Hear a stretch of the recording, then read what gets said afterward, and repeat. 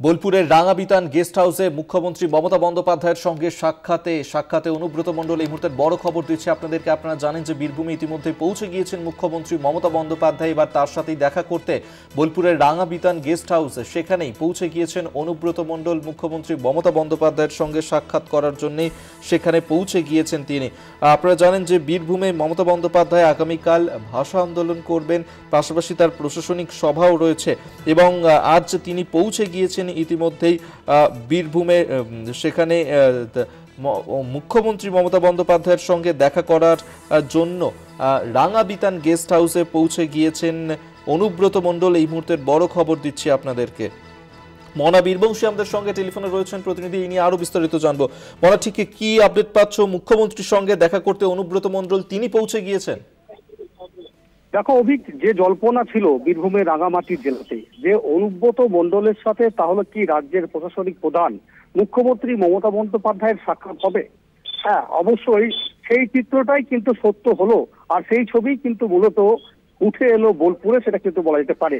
তুমি জানো যে ঘড়ির কাঁটায় যখন 7:20 এ রাজ্যের প্রশাসনিক প্রধান সরাসরি সড়ক পথে কলকাতা থেকে তিনি শান্তিনিকেতন চলে আসেন এবং শান্তিনিকেতনের যে রাঙাবিতান সেখানেই মুখ্যমন্ত্রী ছিলেন।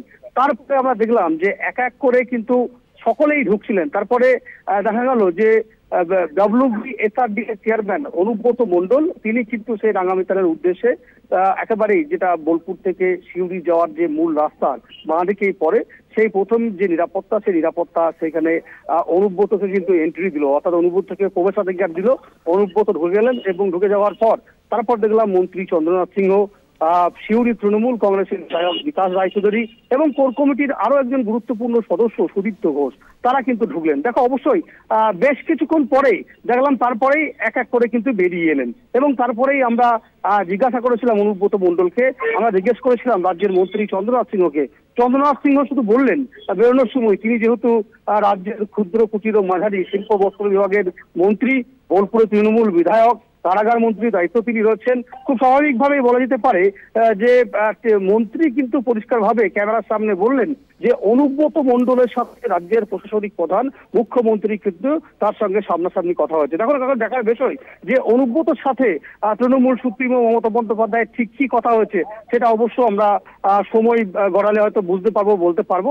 তবে অবশেষে যে জল্পনা ছিল যে মুখ্যমন্ত্রী বীরভূম জেলা সফরে আসবেন এবং তার একেবারেই তার খুব কাছের কেষ্টমণ্ডল তার সঙ্গে দেখা করবেন কিনা, যেটা নিয়ে জল্পনা তৈরি হয়েছিল, সেই জল্পনায় অবশেষে জল পড়লো এবং অনুব্রত এবং রাজ্যের প্রশাসনিক প্রধান মুখ্যমন্ত্রী মমতা বন্দ্যোপাধ্যায় সাক্ষাৎ হয়েছে, এমনটাই কিন্তু দাবি করলেন মন্ত্রী চন্দ্রনাথ সিংহ। সেই ছবি কিন্তু উঠে এলো, সেটা কিন্তু বলা যেতে পারে।